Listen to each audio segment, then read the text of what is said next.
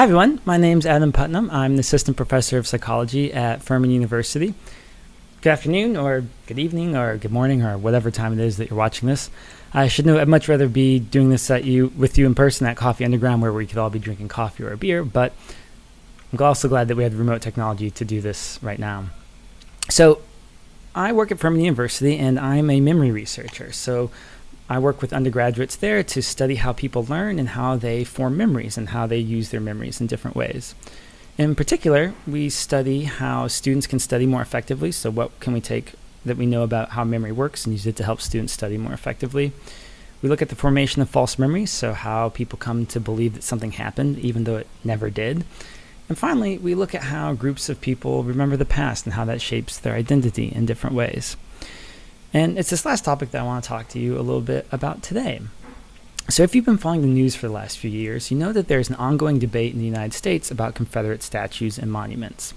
Some people are arguing they should be taken down because they represent white slavery and oppression, and other people are arguing that they should stay up because they're important historical landmarks. It's controversial, but there has been a lot of movement in the United States to take these statues down. The Washington Post just put out a infographic showing the number of statues and monuments that have come down in the last few years. What typically happens is some event will happen that sort of reaches national awareness, and immediately following that, there'll be a number of monuments that are taken down. Stephen, this happened in Greenville. So there was a big debate 3 years ago about the Confederate statues that are just north of downtown. The agreement at the time was that the city would add a plaque, sort of providing more context about what the statue meant and who the people were and what it represented. However, that hasn't seemed to pass, and so there are renewed calls to actually take down the monument entirely. So from one perspective, this really vigorous debate seems kind of silly. We're basically arguing about a bunch of concrete that looks like some guys that died over 100 years ago. What's the big fuss about? Well, as a memory researcher, I'd argue this is really a debate about a clash of different memories of the past. We really have two different groups. One group that argues that these are war heroes who fought nobly for their side in the conflict in the past. That's an important part of their heritage and their past. And on the other side, we have people who think that the statues represent racism and oppression, and that they memorialize a country whose founding was in some ways based on the oppression of people of color. This group often points to the fact that a lot of these statues were put up during the Jim Crow era as a means to intentionally intimidate African Americans. And so, from my perspective, I'm really interested in how these different groups remember the past. So, what is collective memory? A collective memory is any memory that is shared by a group that shapes your group's identity in some way. So those of you listening to this talk, you might be an American or a South Carolinian or a member of Furman or Clemson University. You might go to a church or be a particular fan of the Carolina Panthers or the Braves. In each of these groups, you have certain memories that any other member of the group is likely also to have. That's part of what bonds you together. So collective memories at its simplest are any memory that's shared amongst a group, but they also have a few other key features. One of them is that they usually inform the group identity in some way. And so if you're a South Carolinian, there are certain things that you're going to be proud about as a South Carolinian. Another key fact is that they prefer narratives over fact. And so while it's very rare to find a situation where a collective memory is just completely at odds with what really happened, the reality is that usually things start factual, but over time they emerge into a narrative or a story that has a loose relationship to the facts, but the exact details aren't really that important. In particular, a lot of these stories that are part of these collective memories tend to ignore complexity and ambiguity. This is a key point because the real world is complex and it's ambiguous, and things happen and we're not quite sure how to interpret them. But over time, the idea is that these events become streamlined into a single narrative. The last key thing about these facts, or about these collective memories, is that they tend to be egocentric, self-serving, and narcissistic. I know that's a lot of terms right there, many of which seem negative, but part of what I'm going to argue here today is that it isn't necessarily negative. It just means that the story is told from one person or one group's perspective and ignores other perspectives. As an example, let's talk about the U.S. involvement in World War I and World War II. Now, a lot of people have written about these two events, and many American scholars argue that the United States played a critical role in winning the wars. In fact, if you've seen a movie about World War I or World War II, they sort of follow this basic plot points. So first, the European countries get themselves into a terrible mess. 2, war ensues with Germany as the aggressor. 3, the U.S. sides with the UK, France, and others, but doesn't want to get involved. 4, finally the U.S. has to become involved. 5, the U.S. throws its soldiers and resources behind the Allies. And 6, victory follows. Of course, this is a very Americanized perspective of the events that happened in both those wars. If you ask the Russians, they tell a very different story, one that critically involves them fighting the Germans single-handedly for years before the other countries get around to getting involved. So this idea, this concept of studying collective memories and how people remember them together, has been studied extensively by historians and sociologists and other scholars for the last 10, 20, 30 years. However, psychologists have rarely, if ever, studied it. And so one of my goals with this big line of research is to simply figure out, can we study some of these concepts with the quantitative tools of psychology? Can we empirically measure collective memory in different ways? Can we study collective memories in the way that we study individual memories in the lab? The more specific research question I want to explore today is how narcissistic are different groups in remembering history? How much do people think that their group did, and how much is that sort of an overinflation of what that group actually did? As you'll see here today, psychology is an interesting science because we often have to study things that look at first glance to be really difficult to study empirically.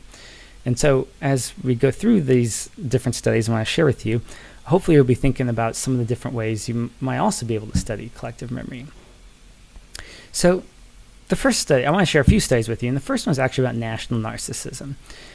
And this study arose from a really interesting opportunity. So when I was in graduate school at Washington University in St. Louis, I was working with a researcher by the name of Henry Roediger. That's his picture right there. And Rodney was contacted by James Liu, another researcher from New Zealand, who was interested in conducting a survey about people's perspectives on world history. His goal was to get college students in 35 different countries from around the world to complete the same survey to get a sense of how different countries around the world viewed history. Their goal was to get 150 students from each country, so the final sample size would be around 7,000 students, which was great. James Liu contacted my PhD advisor and basically asked, will you collect data for us? If you do, you can add a single question or two to the survey if you want to. So at the time, Franklin Jerome, another one of my collaborators and colleagues, he and Roddy decided, this would be a really interesting way to study collective memory. But how do we do that? Well, this is where we turn to a classic finding from social psychology. So two researchers named Ross and Sisley in the 70s, they did this really classic study in psychology that I think is fascinating. Basically, they got husband and wife pairs, and they asked them a series of questions about how much the husband and the wife contributed to household events. So, for example, how much of the housework are you responsible for? Give a percentage. How much do you contribute to arguments between your spouse? How much do you decide what we should do this weekend? And so on and so forth. And the key thing is that they gave one survey to the husband and one survey to the wife and asked them to fill it out separately. And I guess you can imagine what probably happened. The answer is almost every single time when you combine the percentage from the husband and the wife, it always exceeded 100%, right? The key explanation here is that people remember that I took out the trash and I did the dishes a lot, but they don't necessarily remember that their spouse also folds all the laundry and takes the kids to daycare, right? You tend to be a little egocentric in what you remember. So our idea was that we could apply this same question but to world history. So the question we came up with was, what contribution do you think the country you're living in has made to world history? Give an estimate from 0 to 100%, where 0% equals no contributions are from my country, and 100 means that all contributions are from my country. Now, the critical thinking ones in the audience will notice that this is not a great question. Like, what do we mean by world history? How long is it supposed to go back? Is it rational to think that history should add up to 100% in the first place? I acknowledge that this is a really bad question in a lot of ways, but that's not necessarily the point. We weren't trying to figure out what is the objective amount that each of these countries contributed to world history.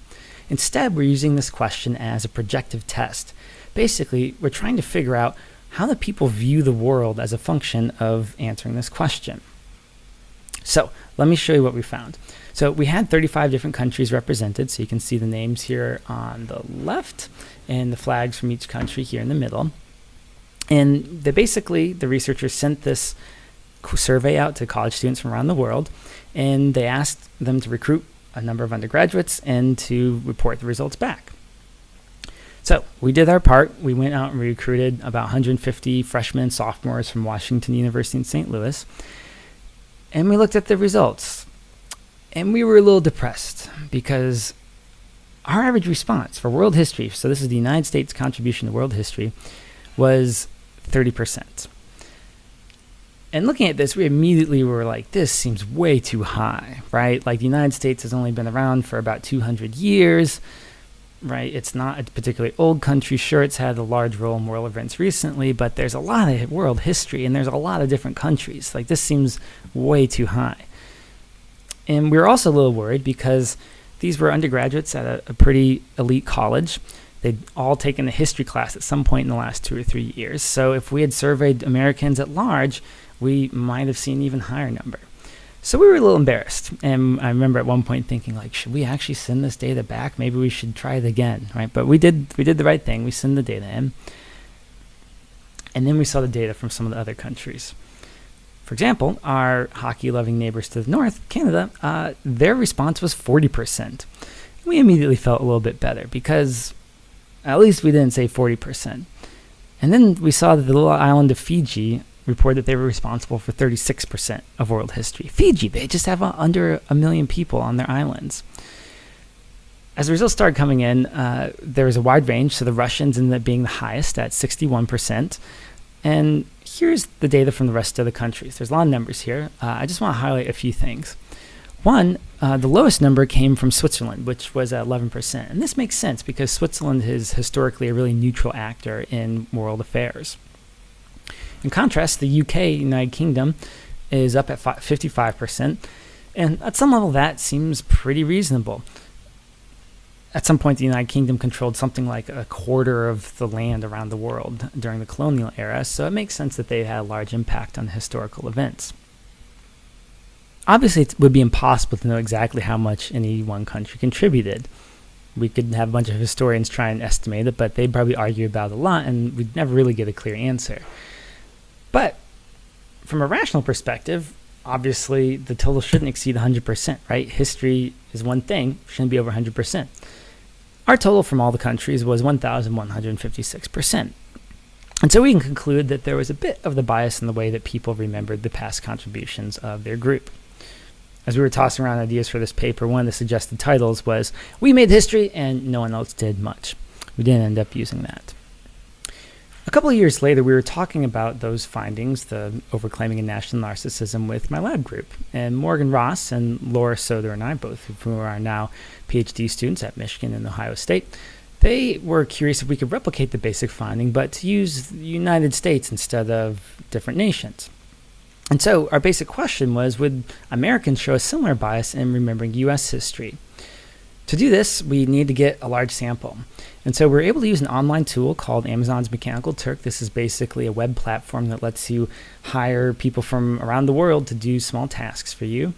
And in doing so, we were able to recruit around 50 to 65 residents from each of the states. So large sample size for psychology. And critically, we were able to recruit these people and have them fill out a survey for us. What we were able to do was adapt the question that we'd used earlier, but for the United States. And so at the very beginning of the survey, we'd ask people, how long did you live in your home state? What home state did you live in? And that was important because we were able to throw out people who didn't live in their home state for more than 5 years. And so we asked them this question. In terms of percentage, what do you think was Michigan or South Carolina contribution to the history of the United States? In other words, how responsible was Michigan for historical developments in the U.S.? And then we even reminded them, keep in mind that there are 50 states and that the total contribution of all states has to equal 100%. At that point, a little slider would appear on the bottom, and people could drag it from the left to the right. So if you're watching right now and you grew up in the United States, this is your chance to play along. So think about what your state is and think about how much it contributed to U.S. history. Have a number in mind? Okay, so here's what we found. This is one of my favorite results to show people because we got to use a really cool heat map. So basically, we calculated the average response for each state. And I want to highlight a few points here. First, we're in South Carolina, so we have to highlight South Carolina. The average response was 23%.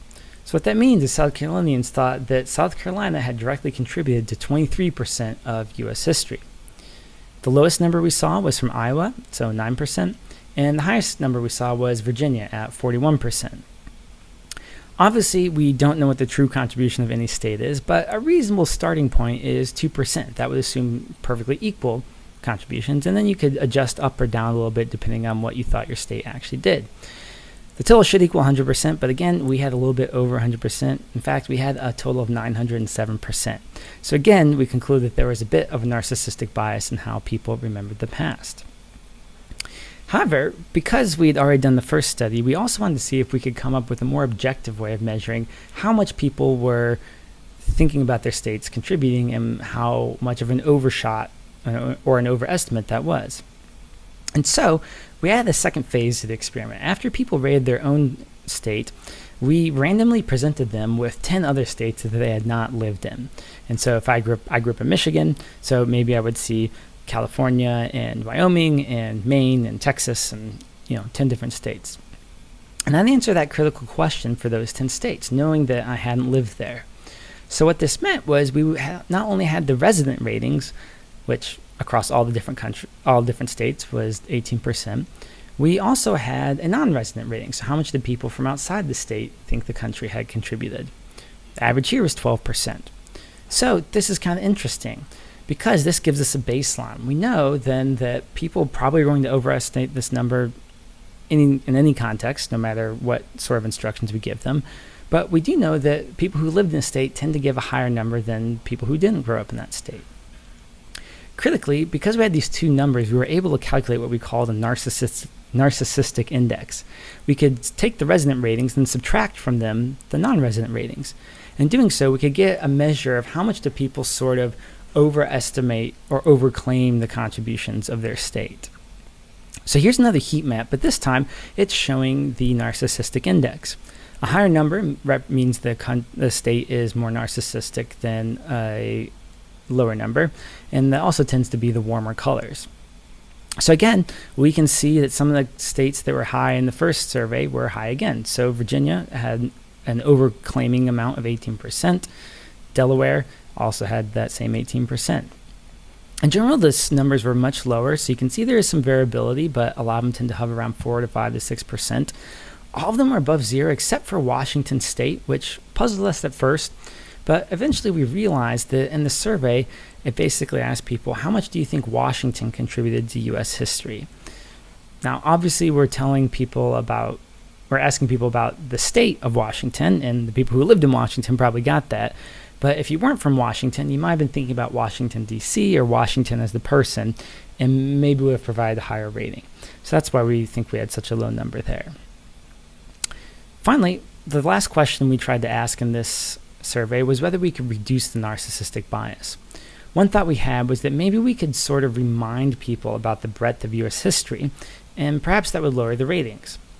And so critically, half of the subjects took this short history quiz before answering our critical questions. It asked things like which president enacted the Louisiana Purchase and what years did the Civil War happen. We tried to avoid mentioning any specific states in there. The other half of our participants also took the quiz, but they took it after answering the critical question. So what this means is we've got a group that was sort of a control group where they didn't do the history quiz first, and then we also had the group that took the history quiz ahead of time. Here's what we found. The control group had a rating of about 18%. The history group had a rating of about 18%. Turns out taking the history quiz didn't do anything to lower people's narcissistic responding. People gave the same estimates of the contributions of their state. In other research, we've tried to explore with a few other ways to try and lower this response, but the number is consistently really high and tends to stay high. It's a really strong phenomenon. So, why does this bias occur? Well, one possibility is something called the availability heuristic. People know a lot more about their own state. So you probably went to museums and historical sites that talked about the history of your state. You've been to key cities. You probably even had a state history class in high school or middle school. What all these things mean is you know a lot more about your home state, and you're going to be able to access that information a lot quicker than information about a different state. Because you're able to access the information so quickly and there's so much of it, you're going to tend to think about that more than the contributions of other states. Another idea has to do with various forms of ego protection. It's probably no surprise to you, but people tend to like to feel good about themselves. They tend to associate with successful groups, and for example, when a favorite sport team does well, people are more likely to wear that gear, whereas if the sports team doesn't do well, they maybe put that hat back in the closet. So overall, we see that people like to feel good about themselves and their groups, and so there's probably a little bit of an exaggeration going on here, right? You want to make your group look good. And finally, one idea we've had is that people are generally poor statistical reasoners. So research suggests that while in general people can do complex statistical or mathematical reasoning, they just often choose not to do it. So if they're presented in a situation where they can use mathematical reasoning, sometimes they use it and other times they just don't. They just make sort of an intuitive response. I love this way of summarizing it from the author Michael Lewis. He wrote Moneyball as well, where he said people were blind to logic when it was embedded in a story. And I just love that idea. It suggests that people can think rationally and logically, but if there's a story going on, if there's too many emotions involved, then they tend not to use it. They tend to just act responsively and intuitively instead. So what can we take away from this line of research? One of the big things is that we showed really clearly that people have narcissistic biases in the way that they remember the past. In particular, people tend to overclaim how much their group, whether it's a state or a nation, has contributed. Another key thing from this line of research is it demonstrated that we can study collective memories just as we study individual memory. In other lines of research, we've looked at how people's collective knowledge of their group diminishes over time. So how much do people forget over time? We've also looked at how people come to create false memories as a group in different ways. It's a really exciting line of research, and it's starting to pick up a little bit. But I think there'll be a lot of interesting findings to come in the future.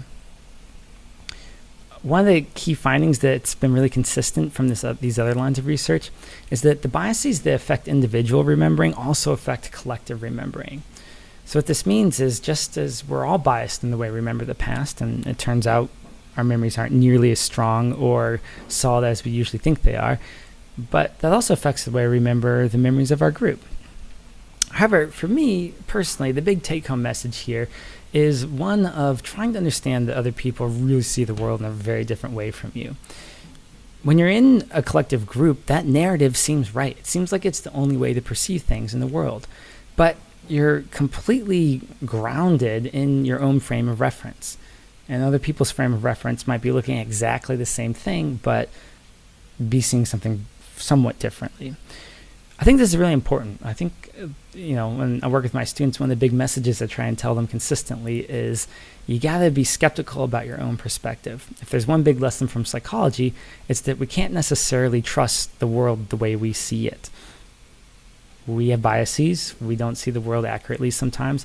And so we have to look to data and science to help us get a better sense of what's actually going on out there. Thank you so much for your time and attention. This is a really interesting line of research. I wouldn't have been able to do it alone, so I've got some of my collaborators here, which include some other researchers who are adults and scientists with PhDs, and others of them are Furman students or Carleton students, so thanks so much to all of them. And finally, if you'd like to learn more about my research, you can go to adamlputnam.com, and we've got little snippets that you can read about the different research areas and even download some publications. So I'm looking forward to hearing your questions and look forward to hopefully meeting you in person someday. Thanks.